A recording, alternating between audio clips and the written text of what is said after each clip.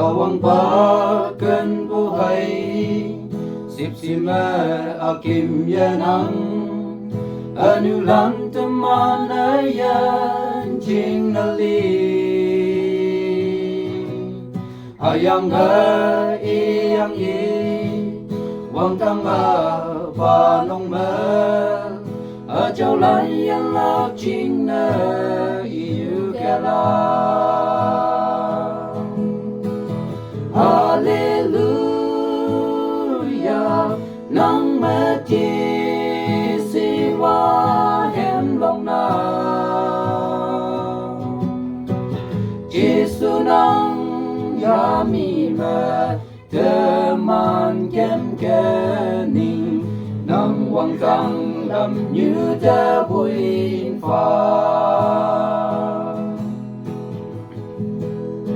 U Kristen Katalan atau hi pakamaya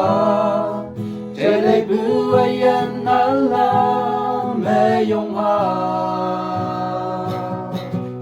Teman ayan du sapu asayang tau yang ajo balam như mẹ man kem ha Hallelujah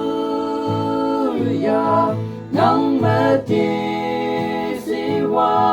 hem long na Giêsu nang yami me teman kem kening nang wang kang lam như ta buin pha ở đâu cả tông như mẹ nang ayen mà ngô quan thế nang ayen ya yen yi pu tau lang nè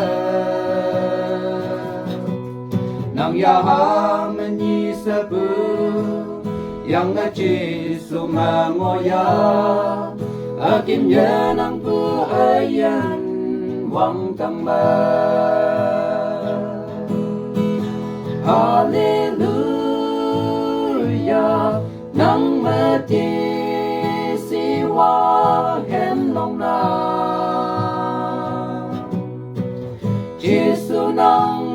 yami me teman kem kening nang wang kang lam như ta buin pha